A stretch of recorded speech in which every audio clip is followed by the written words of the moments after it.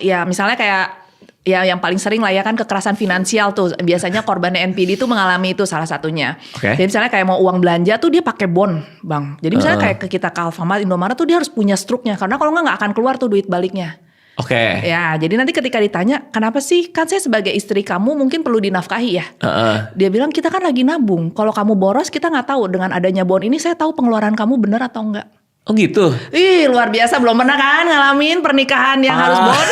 Saya setiap bulan justru Anissa ngasih bond. Ada Excel-nya apa segala macam. Oh kalau itu berarti tertata sekali ya. Kalau ini tuh dia kayak di bener-bener kalau mau dapat uang balik. Baru diancam pakai itu. Gitu. Jadi bahkan mungkin akhirnya ibu-ibu tuh suka ada yang kayak misalnya uang susternya 3 juta. Dia akan ngomong 3,5 juta. Karena 500-nya ini buat nutupin kebutuhan yang lain. Kebutuhan les anak, kebutuhan rumah tangga gitu. Artinya tergantung tujuannya. Kalau misalnya kita apa...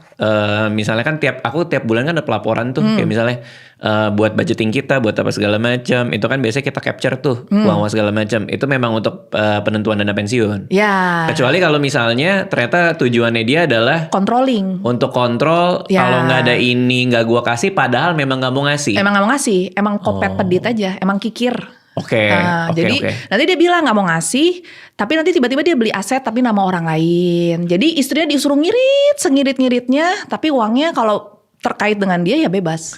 Berarti artinya dengan dia mengontrol keuangan, dia tahu dia di dalam kuasanya itu. Ya, dan ceweknya nanti kan tidak punya, atau misalnya kebalikan ya, cowoknya ini tidak punya power untuk keluar dari dia. Karena ketika mau kabur dari dia kan mikir, kalau kabur gue biaya hidupnya dari mana ya? Pengeluaran siapa yang bayarin? Jadi akhirnya tetap bertahan dalam lingkungan ini. Berarti untuk seorang NPD, relasi kuasa itu tuh menjadi penting banget dong ya? Sangat.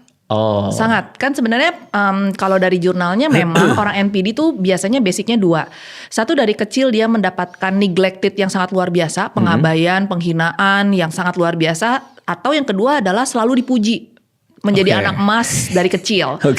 Nah ketika dia dewasa ya udah biasanya jadi prince, jadi princess kan ya udah jelas ya jalurnya pasti pengen selalu berada di atas. Sementara yang over neglected ini akan berusaha dengan sangat keras untuk menjadi orang sukses di kemudian hari. Dan akhirnya tidak mengizinkan orang lain lebih sukses dari dia. Membuat orang lain punya celah untuk menjatuhkan dia gitu. Jadi makanya kenapa pola-polanya itu ya sebenarnya buat proteksi harga diri dia.